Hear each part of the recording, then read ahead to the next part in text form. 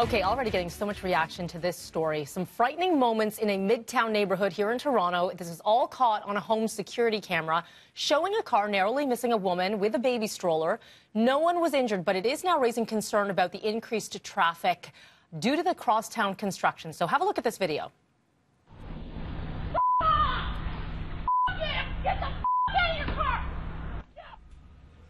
Now, this happened at Sudan and Foreman on Wednesday morning. This is a block south of the LRT construction on Eglinton near Mount Pleasant.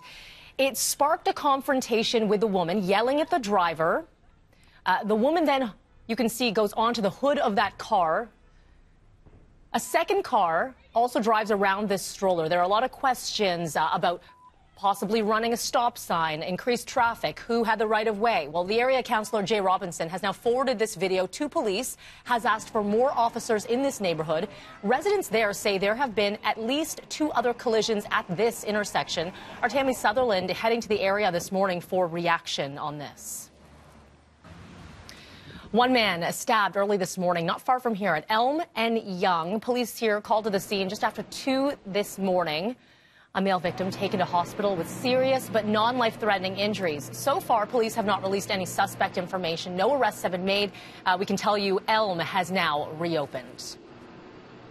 A Niagara Regional police officer now charged with attempted murder 4 months after a fellow officer was shot. Now, this shooting happened in late November in the town of Pelham, just west of Welland. The SIU says 2 officers became involved in an altercation while they were investigating a car crash that had occurred several days earlier. And that's when Sergeant Shane Donovan allegedly fired multiple shots, seriously injuring a 52-year-old officer. Donovan now facing charges including attempted murder and aggravated assault. Well, despite the Trudeau government's efforts to douse the flames, there could be more fuel to the SNC-Lavalin fire today. The House Justice Committee could finish translating and taking personal information out of new evidence from Jody Wilson-Raybould, and this could happen as early as this afternoon, could go public right after that. The former Attorney General made a written submission, including texts and emails, on Tuesday.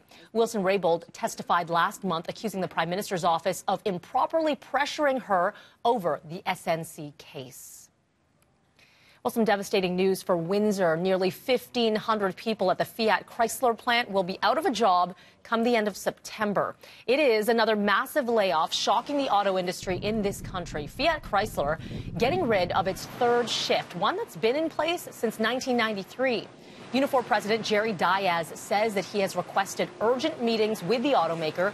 Premier Ford called the announcement extremely disappointing.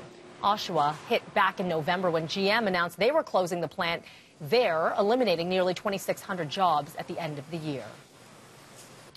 All right, just a heads up, because it is Friday, we got to tell you about a subway closure happening this weekend. No service on Line 1 between St. Clair West and Union stations tomorrow and Sunday, and this is all for signal work. That same portion will be closing early every night next Monday through Thursday for track work. There will be shuttle buses and Wheel-Trans running for both of these closures.